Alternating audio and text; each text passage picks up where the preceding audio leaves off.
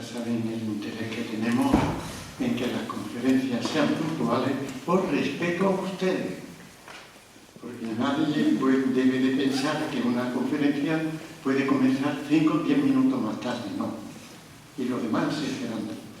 La conferencia comenzamos puntualmente por respeto precisamente a todos ustedes. Bien, pues hoy tengo la suerte de presentar aquí a un compañero jesuita, Josep Boada Fuster, que es licenciado en Derecho y en Teología, y actualmente es director de la Asociación Claver SIN y coordinador del equipo SJ de Frontera Sur. Por lo que respecta a su recorrido en el diálogo interreligioso, que va a ser el tema que él va a tratar en esta tarde, la participación ciudadana de entidades religiosas y la gestión pública de la libertad religiosa, cabría apuntar su condición de miembro del grupo Dos Orillas, que son los jesuitas en contacto con los musulmanes en el Mediterráneo. Es miembro también fundador de la Mesa Interreligiosa de Alicante. Su participación en la investigación que dio como fruto el estudio La Prueba del Ángel y la religión e integración social de los inmigrantes, autores son Julio Martínez, que dentro de unos días lo tendremos aquí en una conferencia, Fernando Vidal, y su autoría de minoría de lo mayor y minoría religiosa en la Comunidad Valenciana, junto con Fernando Vidal. La autoría de Amic y Amicia, minoría religiosa en las Islas. El impulso a la formación sobre el factor religioso en la meditación social intercultural, participación en iniciativa de diálogo vinculada a la participación ciudadana. Pues este es el jesuita que ha venido desde Sevilla para estar esta tarde con nosotros. Así que muchísimas gracias, Joan, Josep, y que tú sabes que seas bienvenido por aquí. Muchísimas gracias a ti y al Centro San Hipólito. Ah, sí, esto funciona ahora. Por la invitación, siempre es un placer venir. Y claro, cuando hablábamos del tema, pensábamos enfocar el diálogo interreligioso en relación con la espiritualidad ignaciana, y luego revisando el título, el diálogo interreligioso en la espiritualidad ignaciana, me quedé con un escrúpulo, porque más bien lo que voy a compartir es uso de herramientas que nos da la espiritualidad ignaciana en el diálogo interreligioso. Claro, ¿qué pasa? Hace unos cuantos años me pidieron que diera ese tema en el máster de espiritualidad ignaciana. Entonces lo primero que tuve que decir es, los ejercicios espirituales o la práctica de los ejercicios espirituales no desemboca necesariamente en la práctica del diálogo interreligioso. Si pensamos bien para qué sirven los ejercicios espirituales, en realidad sirven para poder trabajar en nuestras afecciones desordenadas, para poder detectarlas, vencerlas, quitarlas, en el discernimiento de lo que es la voluntad de Dios sobre nosotros. Voluntad de Dios para toda la vida, o para algún aspecto particular de la vida, o para reformar algún punto más concreto. Pero efectivamente, al hacer los ejercicios espirituales, en primer lugar estamos adentrándonos en nuestro propio territorio, vamos conociéndonos, vamos conociendo nuestras propias trampas, las trampas también que nos pone el mal espíritu, que también va sabiendo por dónde flaqueamos, y bueno, aprendemos a vencernos, aprendemos a ganar espacios de libertad para con libertad asumir la libertad de Dios, asumir la voluntad de Dios y crecer en esa comunión. Más aún, el centro de los ejercicios está en la contemplación, meditación también, pero contemplación de los misterios de la vida, muerte y resurrección de Jesucristo nuestro Señor. Entonces podríamos decir, bueno, hay una concentración cristológica tal en los ejercicios espirituales y que esto no nos conduce inmediatamente al diálogo interreligioso, más bien nos conduce a esa misión que nos encontramos al final de los evangelios, ir y anunciar la buena noticia a todas las gentes, bautizándolos en el nombre del Padre y del Hijo y del Espíritu Santo. Es cierto, sin embargo, que una persona que en su seguimiento de Cristo quiera profundizar en lo que quiere Jesús de su vida, pueda encontrarse con una llamada particular a una determinada práctica del diálogo interreligioso, por supuesto, pero eso dependerá de experiencias previas de quien hace los ejercicios, del encuentro, o a veces no, encuentro con fieles de otras religiones. Se encontrará con alguna moción que discerniendo se encuentre con que es una moción del buen espíritu y que sea voluntad de Dios que emprenda esa vía. Pero Dios no quiere necesariamente exactamente lo mismo para cada uno de nosotros.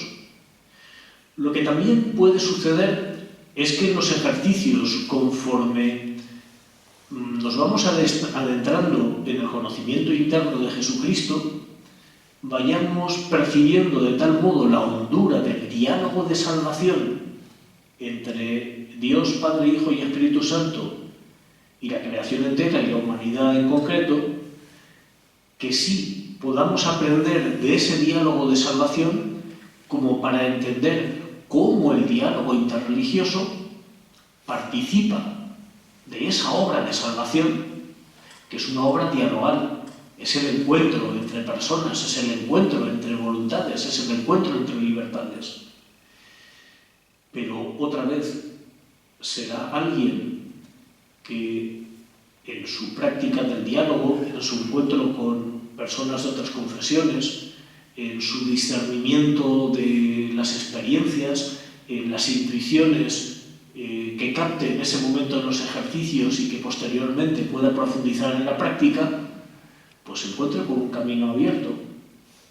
Más aún, cuando en la contemplación de la Encarnación nos avezamos a contemplar de cerca todo el mundo en su extensión,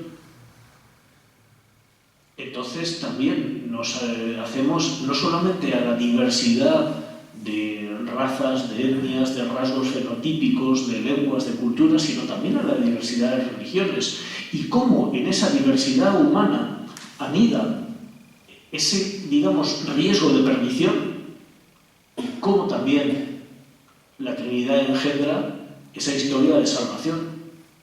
Entonces, una contemplación como la de la Encarnación, a partir de esa composición del lugar, pero también en la contemplación de las personas, viéndolas, oyendo lo que dicen, mirando lo que hacen y luego considerando, pues ahí digamos como que tome forma algo que tenga que ver con el diálogo interreligioso y con esa misión del Hijo. Y nos encontraremos también en la contemplación para alcanzar amor con un aprendizaje de la contemplación no solamente de los dones que nos concede el Señor, dones de creación, dones de redención, dones particulares, sino su presencia en todo y su actividad, su trabajo, su labor en todo y cómo todo participa.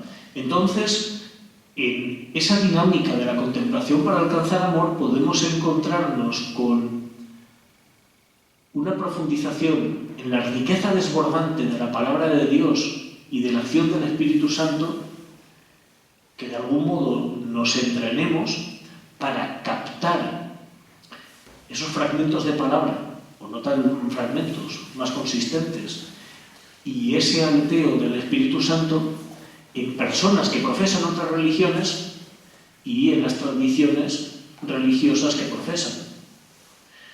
Entonces, recapitulo ese comienzo. Los ejercicios espirituales como eje vertebrador de la espiritualidad ignaciana no nos conducen necesariamente a la práctica del diálogo interreligioso, sí pueden colocarnos en un dinamismo espiritual que nos haga entrar en el diálogo, que nos haga profundizar en el diálogo, que nos haga profundizar en la hondura teológica y teologal de lo que es el diálogo como participación de ese diálogo de salvación entre Dios y la humanidad. Y bueno, no todas las personas van a sacar los mismos frutos de los ejercicios. Y si es voluntad de Dios que entremos en ese diálogo interreligioso o que lo depuremos o que vayamos afinando, pues alabado sea Dios. Entonces podría cortar ya la conferencia aquí y decir, bueno, ya está. Pero bueno, hay un poquito más. Yo no sé, no soy especialista en espiritualidad ignaciana, es la mía y la practico, pero no soy especialista, pero diría que la espiritualidad ignaciana es profundamente realista. No es una idea preconcebida que nos tratamos de meter en la cabeza, sino parte de nuestra vida, de los acontecimientos, de la realidad. Y sí, San Ignacio, en su propia experiencia de ser movido y acompañado por Dios y enseñado por Dios, va detectando unas herramientas como para ir elaborando una cierta hoja de ruta en esa vida en la que intenta no adelantarse a los impulsos del espíritu y constantemente se fija metas, pues que luego resulta que no eran las que él pensaba, pero que ese dinamismo hacia esas metas que no son, forman parte de ese itinerario en el que Dios le está, digamos, no sé si arrastrando o más bien le está atrayendo. Es una espiritualidad profundamente realista, parte de lo que vivimos, parte de los encuentros. Y luego sí, nos tocará discernir. Y precisamente en ese máster me gustaba empezar leyendo los puntos 15 y 16 de la autobiografía de San Ignacio, del relato del peregrino. Bueno, son dos puntos que narran cómo en su peregrinación entre Loyola y Tierra Santa, ya digamos había dejado Loyola y había hecho un voto de castidad de la imagen de Nuestra Señora en Aránzazu, y había bajado hasta Navarrete a reclamar unos dineros que le debía al duque de Nájera. Con esos dineros y ayudó a pagar que concertaran una imagen de Nuestra Señora y otras obligaciones que tenía, y luego pues siguió por el camino real tratando de evitar el cortejo de Adriano de Utrecht, que había sido elegido papa y que se iba hacia Roma. Él era obispo de Vitoria, era digamos de los Países Bajos, pero obispo de Vitoria, y bueno, pues trató de evitar esa comitiva porque lo conocían y porque él estaba en proceso de conversión y porque era peregrino. Y bueno, andaba esto, dicen más bien que por Aragón, por lo que ahora sería la provincia de Huesca, y topa con un moro caballero en mulo. En 1522-23 como mucho, ya no había, digamos, judíos patentes en España, habían sido expulsados en 1492. Había, digamos, conversos que judaizaban. En cambio, seguía habiendo moros, ya no eran mudéjares, ya no tenían, digamos, el estatuto medianamente compuesto en la Edad Media, ya eran moriscos, ya tenían un estatuto mucho más limitado, no abundaban los sabios, practicaban un islam mucho más casero, pero bueno, eran moros aragoneses, valencianos, castellanos, andaluces, granadinos, sevillanos, etc. Y los dos van por el camino, cabalgando y conversando. Y él cuenta, a propósito de cómo Dios le iba iniciando en el arte del discernimiento, y esto es el punto para San Ignacio, que bueno, iban conversando y dieron en hablar de la Virgen María y cómo pues él sostenía defendía la virginidad antes, durante y después del parto, y como el moro decía, sí, yo creo que concibió sin intervención de varón, pero vamos a ver, por razones fisiológicas, yo no veo cómo podía ser virgen en el momento del parto y después del parto. Esto que nos parece, digamos, como intrascendente, a él le provocó un movimiento interior fortísimo, porque le parecía que aquel moro había deshonrado a Nuestra Señora, no creyendo en que preservara la virginidad durante y después del parto. Entonces no sabía qué hacer. Como gentilhombre avezado al uso de las armas, entendía que tenía que vengar esa afrenta contra el honor de Nuestra Señora y darle puñaladas al moro hasta que muriera. Como converso y como peregrino, algo le decía que, hombre, que eso de matar pues no era muy evangélico, que no estaba bien, y no sabía qué hacer.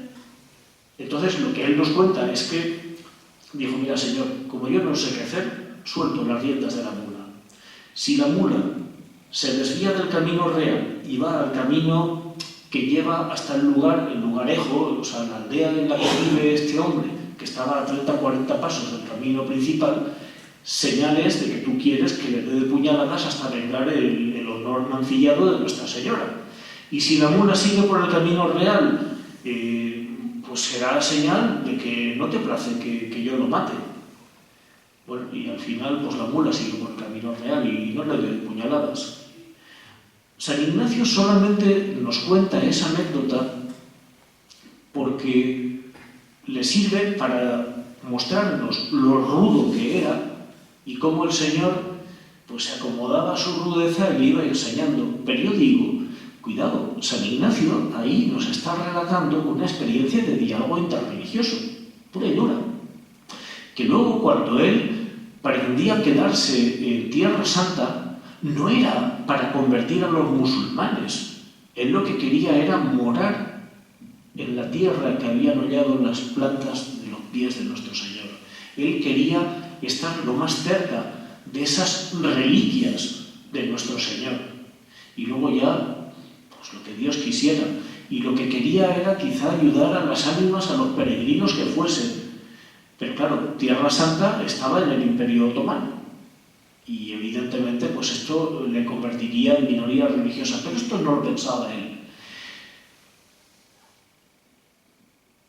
Cuando más tarde funda la compañía, de algún modo ve a la compañía para reformar lo que era el catolicismo, el cristianismo que había quedado pues como muy tocado por corrupción en la Edad Media. Veía que había que preservar esa reforma católica y poner un coto a la reforma protestante que había roto la comunión. Entonces sí veía a la compañía en esos bretes, pero era como mucho más prudente a la hora de pensar en la compañía en tierras, digamos, de infieles, porque inicialmente le parecía que la misión estaba en otra parte. Otra cosa es que luego sí, conforme el rey de Portugal le pidió jesuitas para llevar a la India, pues empezó a pensar en lo que era la misión ad gentes para la compañía. Pero vuelvo al relato del moro. Practica el diálogo interreligioso. ¿Por qué? Primero porque se dan las condiciones suficientes. En aquel momento en España había cristianos y musulmanes y algún judío disfrazado. Desde el momento en que había cristianos y musulmanes, había, digamos, la ocasión para hablar unos y otros desde su propia perspectiva religiosa. Segundo, decía, una perspectiva limitada porque en aquel momento el Islam en España no tenía alfaquíes, no tenía una producción intelectual como la que había podido tener durante el Califato de Córdoba o como la que habían tenido en reinos de taifas.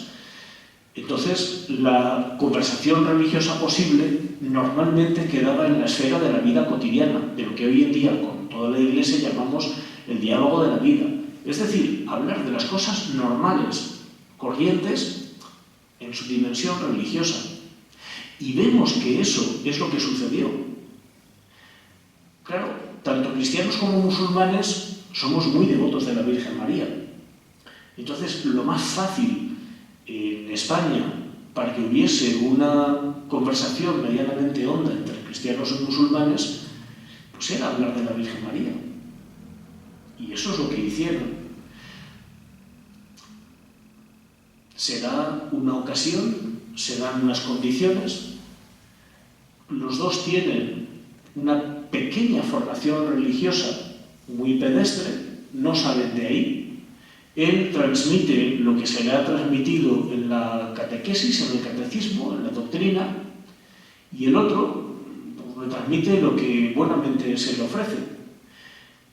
Hay un punto, o hay, digamos, un terreno en el que la conversación es posible, porque el cristianismo e Islam participan de esa devoción a la Virgen María. A lo mejor si hubiesen hablado de otras cuestiones en las que estamos como en universos distintos, pues no hubiese habido diálogo, también porque les faltaba a los dos una formación más honda, pero se encuentran con un terreno común. Y a la vez que hay un terreno común, los dos topan con los límites. La idea de la virginidad antes, durante y después del parto en el cristianismo, y la idea de la virginidad como concepción de lo que es Jesús, de Jesús, sin intervención de varón. Una intervención directa de Dios, como cuando crea a Adán. Quizá lo interesante no sea hacer esa especie de despiece analítico de ese encuentro. Lo interesante es que ese encuentro en el que es posible algo de diálogo interreligioso y que se topa con un límite, suscita la necesidad de discernir. A San Ignacio no le deja tranquilo y tiene que discernir. ¿Qué hago? Bueno, pues esto es, digamos, el punto de partida que quiero para hoy.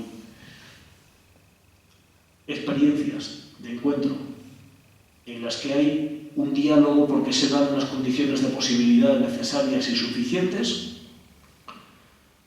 un diálogo que llega hasta cierto punto porque nos encontramos con alguna base común, que llegado a este punto no puede ir más allá porque se acaba ese terreno común y que nos suscita la necesidad de discernir porque algo se ha removido en nosotros y no necesariamente las ganas de dar puñaladas hasta matar porque ha deshonrado a Nuestra Señora. Es otra cosa. Y sí, una de las cosas más interesantes es pensar cómo la espiritualidad ignaciana nos ayuda en esos discernimientos que suscita la experiencia de encuentro en la que se da un diálogo interreligioso. ¿Cuáles son esas condiciones? Hombre, yo al cabo de los años pues llegué a formular 6, vamos a ver si me acuerdo de ellas.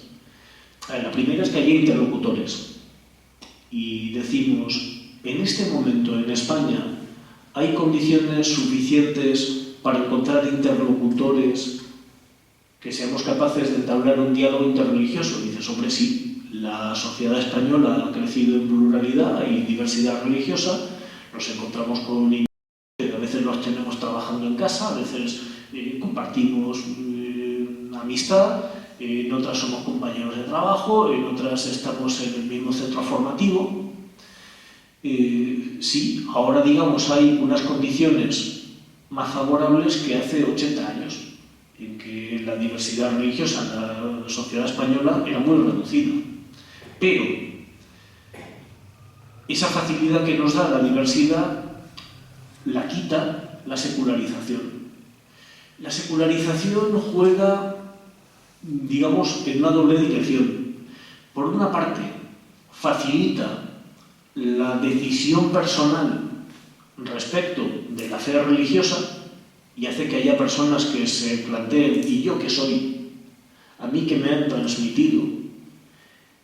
Si sigo teniendo un suelo firme a partir de lo que me han transmitido, o si mi suelo vital se me ha caído, y si lo que me ayuda a reconstruirme es una religión distinta a aquella que me transmitieron.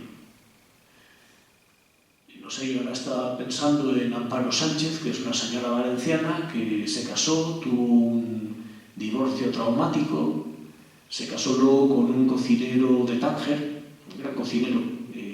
tienen un restaurante muy bueno en Valencia, Malansilla.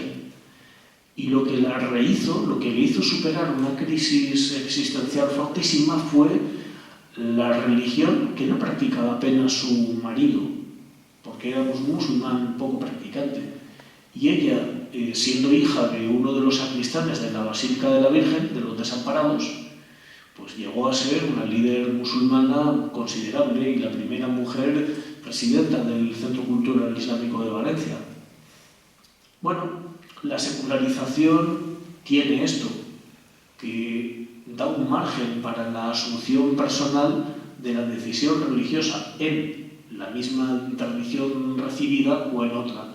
Pero la secularización también tiende a privatizar la expresión religiosa, tiende a hacernos como mucho más comedidos, evitamos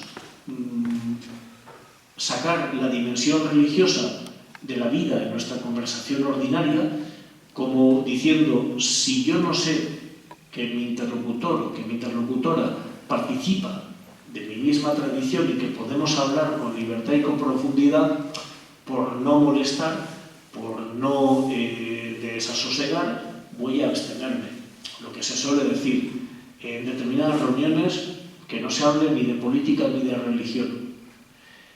Entonces hay personas que viven en la sociedad española, que forman parte de la sociedad española, que podrían entablar un diálogo con otras que vienen o que profesan otras tradiciones y no lo hacemos por ese pudor. Pero bueno, sí tenemos esas posibilidades. Luego, entre los interlocutores tendremos que distinguir, digamos, cuando hablamos de creyente a creyente, sin más, o cuando hablamos con alguien cualificado por una autoridad espiritual, moral, por un cargo representativo en una determinada comunidad, entidad o tradición religiosa. Pero bueno, esto ya nos llevaría como a disquisiciones que nos apartarían un poquito de lo que queremos. Decía, ¿tenemos condiciones para la práctica del diálogo? Sí, sí.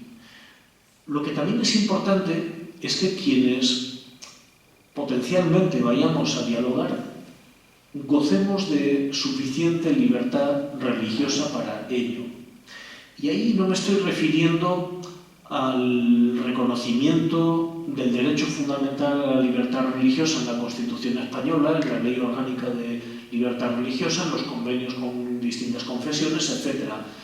Digo esa sensación personal de libertad porque tengo, digamos, como suficiente confianza en mí mismo, porque tengo suficiente arraigo en mi fe, porque no siento que tenga que complacer al interlocutor, no siento ninguna presión como para hacer ver que me pliego a conversar.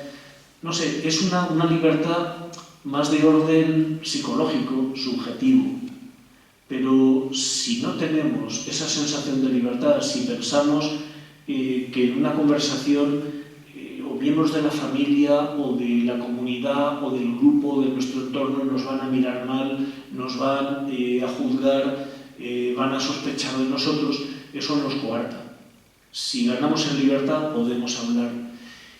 Y cuidado, hay veces en que podremos entablar una conversación con otra persona con contenido religioso, participando de experiencias espirituales religiosas, pero la falta de libertad nos hará callar cosas que es una pena. ¿A qué me refiero? Yo recuerdo, yo empiezo el diálogo interreligioso en Argelia en 1993. Un grupo de jesuitas de escolares estábamos allí conociendo el país, lo que era el Islam, la iglesia en Argelia, la guerra civil que se estaba ya desencadenando, y hay un momento en que con un jesuita belga, nos dispersan en grupos de 2 o de 3 y vamos a una ciudad, Setif, una meseta, una ciudad muy conservadora. Nos alojamos en lo que había sido la casa del cura, ahí había unas monjas, nos dejaron dormir en un taller de costura, y una familia que vivía en el mismo complejo, pues el chaval que estudiaba enfermería pues tiene interés en agasajarnos, nos lleva a una ciudad romana maravillosa, Yamila, y nos lleva también a conocer a sus amigos. Y hablando con él y con sus amigos, con universitarios, me doy cuenta de que con toda naturalidad fluía la dimensión religiosa de la vida, hablando de cosas de lo más ordinarias, de la familia, de los estudios, de política, y que era posible esa conversación porque participábamos de un mismo lenguaje, de una misma tradición de lenguaje que yo identificaba como la tradición sapiencial, la de los salmos, de los proverbios, de libros como este. Entonces decía, ahí va, si hablamos con el mismo lenguaje.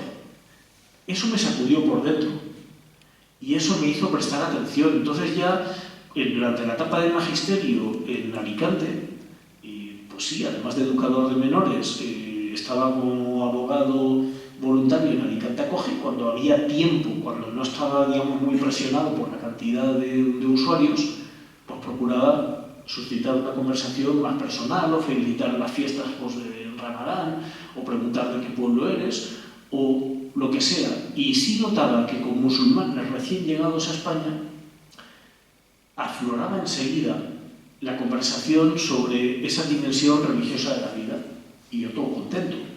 Lo que también me daba cuenta en la pastoral juvenil era que con los chavales, con los universitarios católicos, no era tan evidente que aflorara esa dimensión religiosa de la vida en la conversación, pero que cuando ahondábamos en la conversación llegábamos a profundidades mucho mayores que las que podía tener con los musulmanes, que hablábamos más fácilmente en clave religiosa, pero que nuestro pozo común era más somero.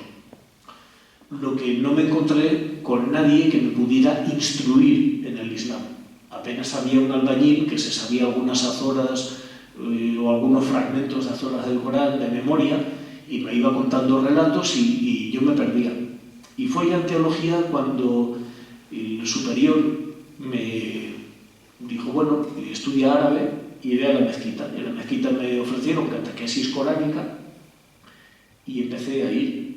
Y ahí que me encontré con que era el único cristiano que iba a catequesis coránica, era la explicación de la Zora al-Baqara, la vaca, el capítulo más largo del Corán. Había algunos musulmanes de nacimiento, pues, sirios y demás, que venían a hacer doctorados a España y que querían tener su formación religiosa. Había algunas mujeres españolas casadas con musulmanes que se habían convertido, había algunos conversos y había pues, un par de chavales que creo que eran de Gambia, y, pues esto, obreros que el sábado pues, iban a formarse.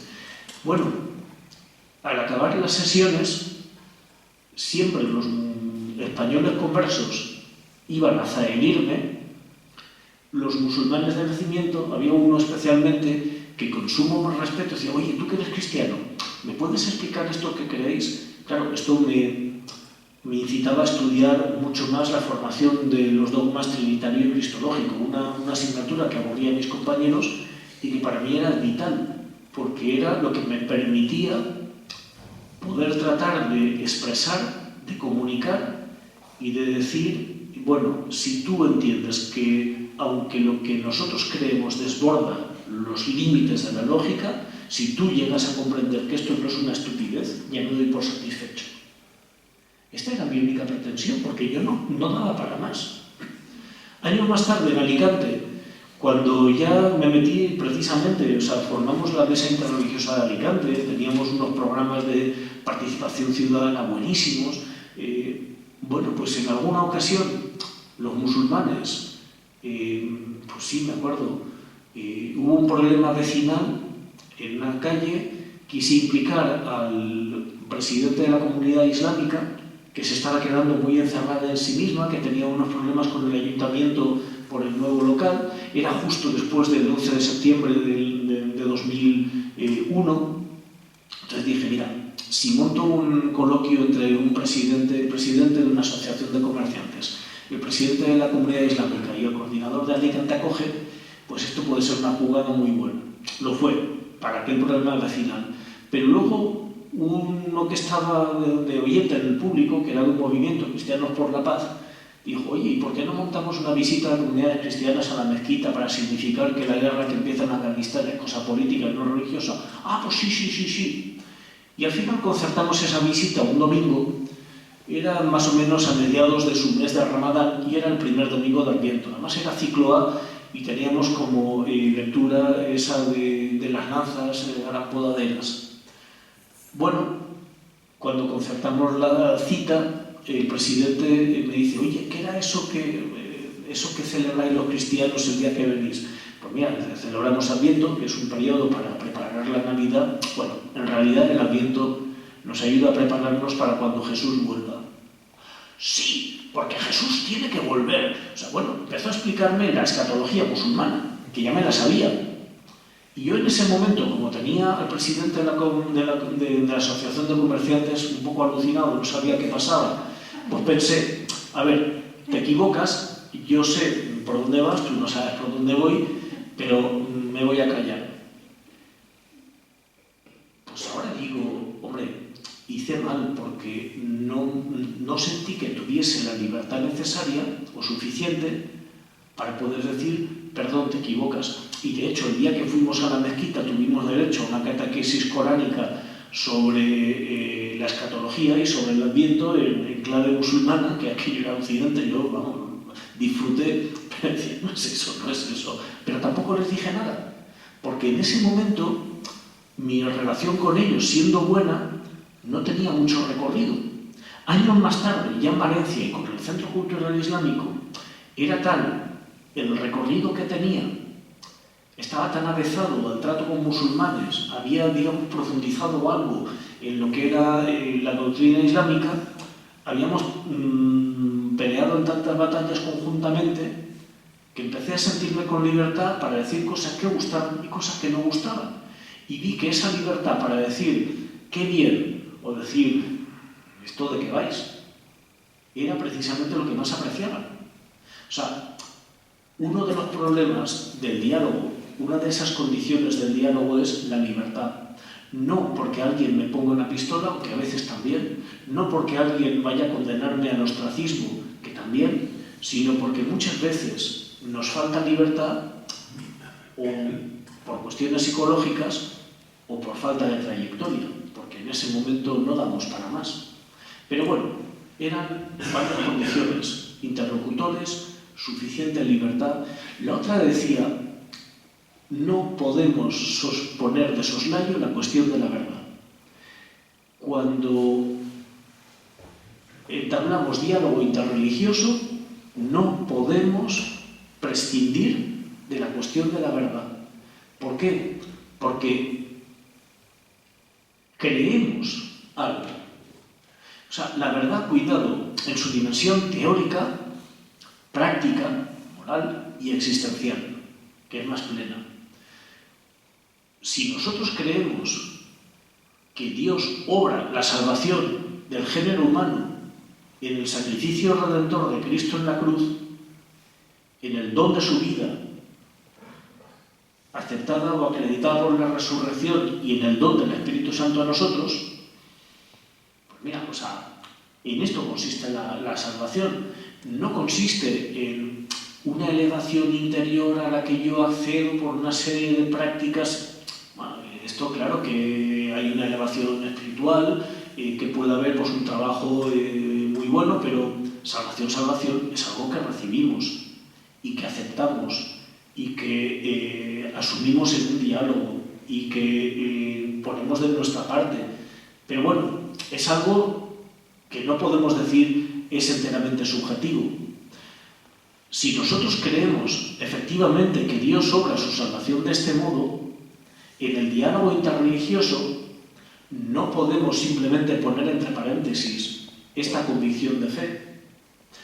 Una de las tentaciones en el diálogo interreligioso será quedarnos precisamente en esa dimensión de crecimiento espiritual, en esas herramientas que nos transmiten distintas tradiciones, religiosas y espirituales y quedarnos, digamos, en la religión como algo sí que nos hace subjetivamente mejores, que depura nuestro yo, o las religiones como, digamos, caminos distintos pero equivalentes que nos ayudan a esto. No es negar que las religiones tengan algo de eso, pero es decir, yo no me puedo conformar con esto. Y sí me he encontrado con gente que, queriendo entrar muy a fondo, no solo en el diálogo interreligioso, sino en la teología de las religiones, ha despojado el cristianismo de su núcleo más radical para poder salvar la igual dignidad de los interlocutores en el diálogo y que no se estropee el diálogo. Y dices, vamos, me acuerdo de una expresión de Jaime Flaquer, que ahora está destinado en Córdoba, que hablando de otro decía, lo que dice es muy bonito, lástima que no sea verdad. Pero es cierto, y hay veces en que para salvar el diálogo prescindimos teóricamente de la cuestión de la verdad. Hay veces que no tenemos esa libertad suficiente como para afrontar la verdad, y luego también decimos, el Señor nos ha enviado a anunciar la buena noticia del reino a todas las gentes y a bautizarlos en el nombre del Padre y del Hijo y del Espíritu Santo. Otra cosa es que nos encontramos con personas a las que damos testimonio de Cristo que dicen, muchas gracias, hablas de cosas muy interesantes, pero mira, yo tengo mis convicciones religiosas y voy a seguir teniéndolas. Te quiero mucho. Bueno, pues el diálogo interreligioso se da precisamente con esas personas que no reciben el testimonio y el anuncio como palabra de salvación que acoger inmediatamente, sino como algo que puede ser más o menos interesante, que merece la pena escuchar, de lo que se puede conversar, pero diciendo, tú te mantienes en tu terreno y yo en el mío. Entonces, sí creo que constantemente tenemos que tener presentes esos dos polos que la Iglesia siempre dice, anuncio y diálogo son necesarios, son complementarios, pero tenemos que reconocer radicalmente que hemos sido enviados a anunciar el Evangelio, pero también con más profundidad, y eso lo reconoce la compañía, la Congregación General 34 en 1995, decimos, la salvación es un diálogo entre Dios, Padre, Hijo y Espíritu Santo y la humanidad. Entonces, el diálogo interreligioso participa de ese diálogo de salvación. No es simplemente el sustitutivo de la transmisión de la fe, sino que también forma parte de esa relación de Dios con la humanidad. El diálogo interreligioso produce frutos que van más allá de lo que podamos esperar cuando constatamos que nuestro interlocutor pues no tiene interés en decir creo en Dios Padre Todopoderoso, Creador del cielo y de la tierra, etc. Comentaba contigo, tío Gaspar, una cosa que me pasó con Abu Hammam, el imán de la comunidad islámica de Alicante. Pues a ver, cuando llegué en 2000, yo había estudiado árabe 3 años en Madrid, con cierto provecho. Habíamos llegado pues árabes y un servidor a intercambiar, decíamos, quedamos un domingo, una hora hablamos en castellano, otra hora hablamos en árabe. Los 2 años de París interrumpí el árabe porque dices, si quiero que los franceses me acepten y no me miren demasiado de arriba abajo, cuanto más perfectamente hablo el francés mejor, y así me fue muy bien. Pero el árabe lo tenía sin tocar. Entonces al llegar a Alicante dije, ¿qué voy a hacer? Hombre, pues volver a retomar las conversaciones en árabe con el imán. Y en aquel momento los dos éramos más o menos recién llegados y teníamos tiempo. Y los miércoles quedábamos por la mañana. Entonces eran conversaciones de lo más sabrosas. El problema es que él siempre llevaba las conversaciones rápidamente al terreno teológico y mi limitación en árabe era muy notable, con lo cual y yo lo pasaba a notas. Además su castellano era muy limitado. ¿Y por qué cuento yo esto, la verdad? ¿Por qué cuento esto así, el tema de la verdad? En una de estas me pregunta, bueno, yo le hablé de una Pascua juvenil. El tío lo recibía con una devoción, o sea, saber que había universitarios que celebraban la Pascua, que estaban varios días orando, o sea, esto a él le elevaba su espíritu y yo esto lo disfrutaba. Y me preguntó por qué, por qué creo o por qué digo que Jesús es hijo de Dios. Entonces, bueno, le dije, ¿tú sabes que Jesús es hombre? Y él, sí. ¿Tú sabes que Jesús es profeta? Sí. ¿Tú sabes que Jesús es el Mesías? Sí. ¿Tú sabes que Jesús es la palabra de Dios? Sí, porque los musulmanes dan a Jesús ese título de Kalimatullah, palabra de Dios. Otra cosa es, bueno, esto lo diré después. Y le dije, bueno, pues siendo así que Jesús es hombre, profeta, Mesías y palabra de Dios, precisamente como Dios envía su palabra con la fuerza del Espíritu Santo a la Virgen María, el niño que nace. O sea, yo intenté decirle que esa palabra de Dios enviada al seno de María por la fuerza del Espíritu Santo, pues Jesús es engendrado verdadero Dios y verdadero hombre, o la palabra de Dios, digamos, en carne. Quise decirle esto, pero lo dije con las pocas palabras árabes que tenía, y en eso Abu Hammam se levanta con lágrimas en los ojos y empieza a cubrirme de besos. Yo pensé, ¿qué he hecho mal para que esté tan contento? Entonces, unos meses más tarde, leía una traducción castellana del Corán y caigo sobre una leña, sobre un versículo, y digo, ¿qué? Y me voy al Corán, sin mi árabe me daba para comparar versículo con versículo, y dices, ahí va, pero si yo lo que he dicho es palabra por palabra una leña del Corán. Estaba emocionado porque había reconocido el Corán. Cuando yo le hablaba de la palabra de Dios, era la palabra coeterna al Padre, Dios de Dios, luz de luz, Dios verdadero de Dios verdadero, engendrado, no creado.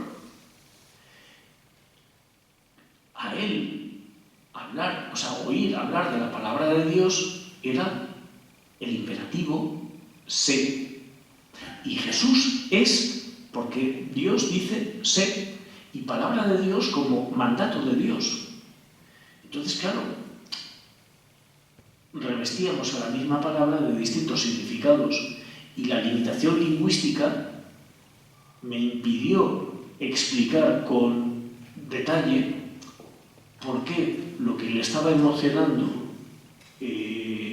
inicialmente no era así. O sea, el diálogo es limitado. Pero otra vez, y esto es lo que sí te contaba, me preguntó, ¿por qué no te casas? Y le dije, ¿tú sabes que el matrimonio es santo? Sí. ¿Tú sabes que el matrimonio es la mitad de la religión?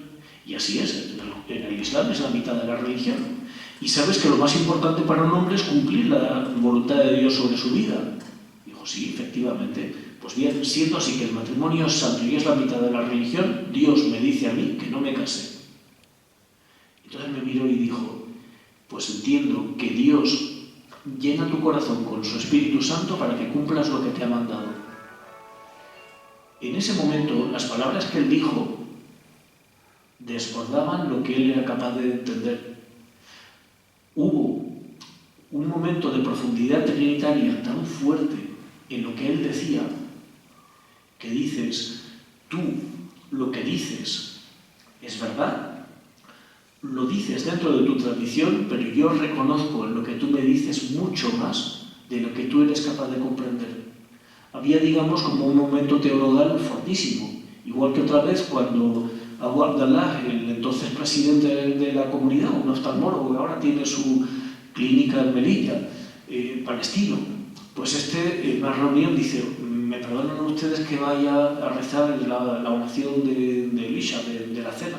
Pero por favor, ahora estamos en tu casa, estamos en la mezquita.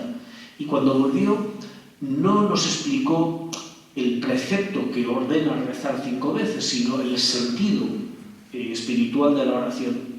Y fue algo como tan espontáneo, tan profundo en un médico que tampoco es que tuviese una formación teológica enorme, que inmediatamente suscitó en una señora judía, en una mujer, o sea, todos al final participábamos que la salvación es don de Dios por pura gracia.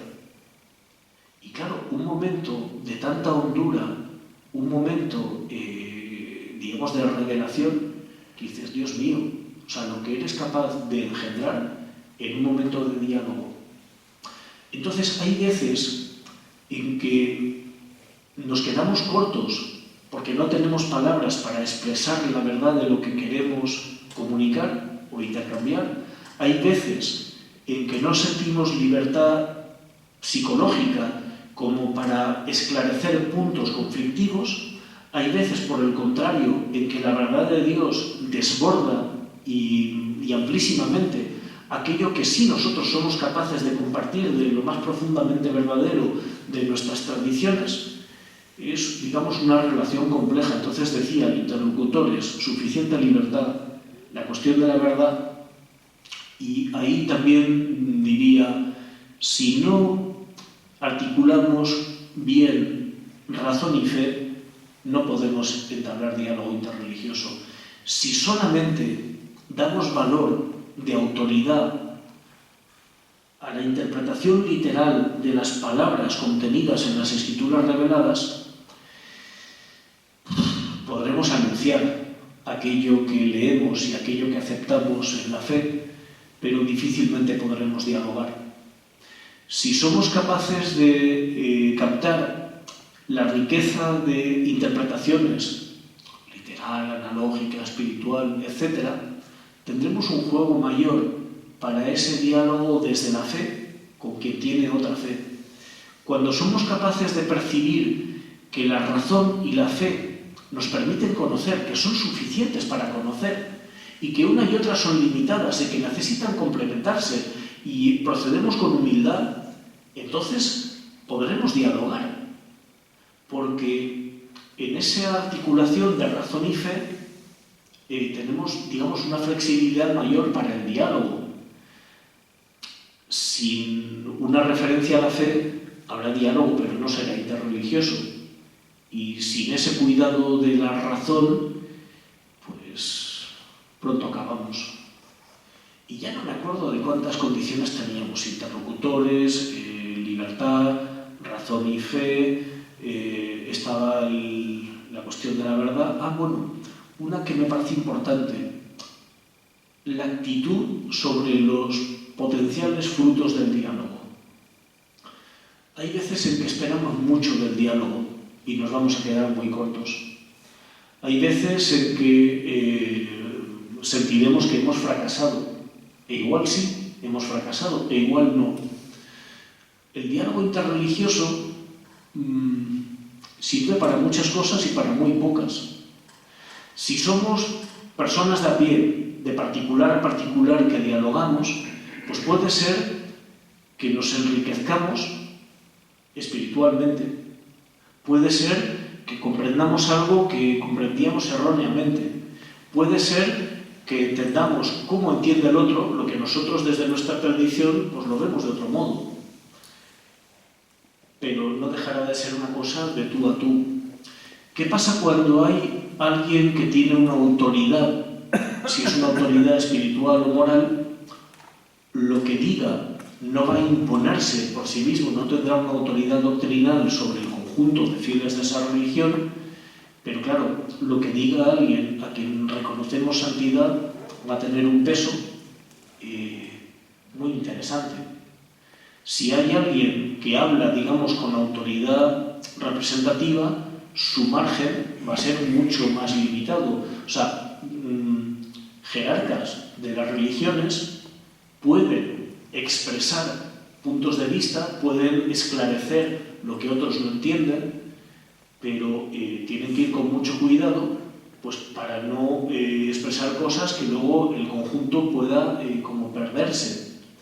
Es mucho más fácil que se impliquen en diálogos de tipo práctico, pues, yo qué sé, una iniciativa que hubo contra la trata como forma de esclavitud moderna, y hubo un compromiso de católicos, anglicanos, suníes, chiíes, y no me acuerdo si había alguna otra tradición religiosa. Entonces, bueno, pues se firmó un acuerdo, promovido por una fundación privada, una cosa que es muy interesante, pero dices, qué bien que tengamos un apoyo de distintas religiones, y quien esté más metido en la lucha contra la trata, pues tendrá esa referencia, pero no es un documento que se pueda imponer pues, a todos los fieles de una religión.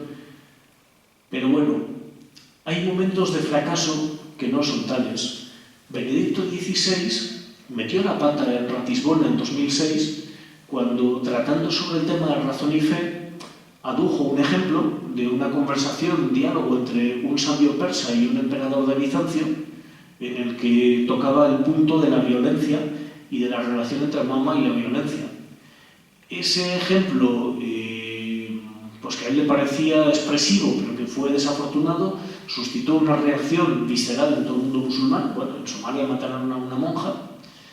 Él inmediatamente se dio cuenta de que algo había hecho mal, con mucha humildad. Convocó a los embajadores de países de mayoría musulmana acreditados ante la Santa Sede, pidió perdón. Estos se lo reconocieron y luego, poco después, hubo 39 altos dignatarios musulmanes de distintos países, una iniciativa de un príncipe jordano, y le explicaron al Papa en qué se había equivocado. ¿Por qué? Bueno, no voy a entrar, pero digamos fue un diálogo muy interesante. Entonces el Papa agradeció que le explicaran pues, por qué lo que había dicho no había sido afortunado. Y dices, eso es diálogo, eso es diálogo.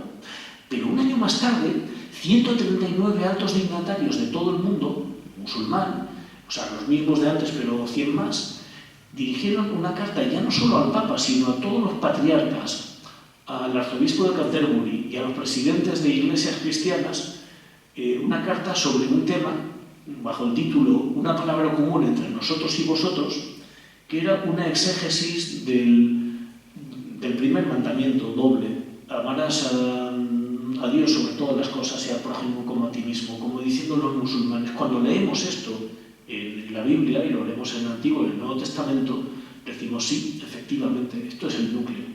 Me había pasado una cosa ya un año antes, bueno, en 2006, en Marruecos, con Jesús León, fuimos a ver, o sea, Jesús tenía que hacer como de albacea de Antonio Pascual, que había fallecido medio año antes. Él había fallecido en Málaga, ¿verdad? O en Granada, no me acuerdo. Pero bueno, había repartido las pocas cosas que había dejado en Midet, y luego fuimos a Temara, donde hay una escuela de agricultura que fue de la compañía, en la que seguía habiendo comunidad, y visitando a uno de los antiguos empleados de la escuela, jubilado, pues su yerno, que estaba doctorándose en Ulumuddin, en lo que son ciencias de la religión, me dice en árabe: explícame el cristianismo en 10 minutos. Y yo, el cristianismo en 10 minutos en árabe. Bueno, afortunadamente hubo una época en que me dio por leer el Evangelio en árabe y me aprendí de memoria ese pasaje evangélico. Y le recité de memoria lo único que me salía de memoria del Evangelio en árabe: el amarás al Señor tu Dios con todo tu corazón, con toda tu alma. Y cuando acabé, vi cómo se transfiguraba y cómo decía, sí, esto es la auténtica filosofía. Ojalá que todo... O sea, reconoció que había algo, y dices, qué bien. Claro, cuando luego, un año más tarde, leo aquella carta, digo, pues tan equivocados no estábamos cuando me dio por explicar el cristianismo en 10 minutos a partir de esto, y el otro pues tuvo esa reacción. Benedicto XVI, metiendo la pata, consiguió un avance cualitativo en el diálogo entre musulmanes y cristianos como no se había alcanzado en toda la historia. Y lo digo así: gracias a una metedura de pata y al arte de desmeter la pata, hubo un salto cualitativo en el diálogo interreligioso entre musulmanes y cristianos como nunca antes en la historia. Y a la vez, siempre quedó esa sensación como que Benedicto XVI no tenía suficiente cariño a los musulmanes. Sensación.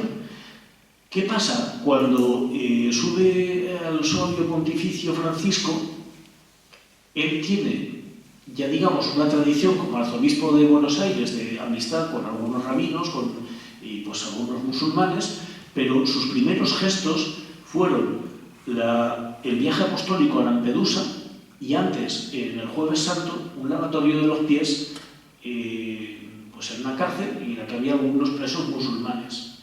Entonces, esos gestos prácticos tocaron profundamente la sensibilidad del mundo musulmán.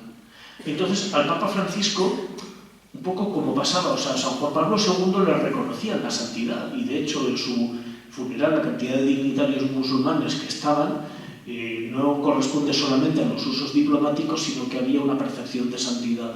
En el caso del Papa Francisco hay esa percepción, digamos, de amistad, que luego pues, ha cuajado en el documento de Abu Dhabi, pero también cuando en el Cairo repite ante el jeque del Azhar y ante altos dignatarios exactamente la misma cuestión que había explicado Benedicto XVI años antes sobre la libertad religiosa, sobre la violencia, y que había suscitado también una contestación, se lo aplauden. Y dices, el mismo contenido cognoscitivo suscita una reacción y su contraria. Porque es verdad que en el diálogo interreligioso no cuenta solamente la cuestión de la verdad o de la verdad teórica, cuenta también la verdad práctica y esa verdad existencial. Bueno, yo creo que ya les he cansado demasiado, es una hora, podría seguir un montón, pero si nos quedamos con que la práctica de los ejercicios espirituales no conduce necesariamente al diálogo interreligioso, si nos quedamos con que la espiritualidad ignaciana es profundamente realista y lo que nos da son herramientas para discernir a partir de experiencias con mayor o menor envergadura, en las que nos encontramos con personas que profesan otras religiones, en las que hay un cierto campo común para hablar en esa clave religiosa de la vida, de obras sociales compartidas, intercambios sobre aspectos doctrinales o sobre cuestiones, digamos, espirituales, las herramientas de la espiritualidad ignaciana nos ayudan a discernir. Y ya otro día les podré contar pues lo que me pasó varias veces cuando he sido acompañante espiritual de musulmanes, yo como presbítero cristiano, a ellos como musulmanes. Experiencia muy enriquecedora. Entonces, no es solamente el discernimiento o la capacidad de ponerse ante Dios para decir cuál es tu voluntad sobre mi vida, y ahí también tendría miles de historias que contar, sino también cuando hay una relación honda, cuando hay un acompañamiento de tiempo y cuando hay suficiente conocimiento de las dos tradiciones religiosas, se dan unas ciertas condiciones para un acompañamiento espiritual que no confunda y que ayude profundamente. Pero esto ya para otra ocasión.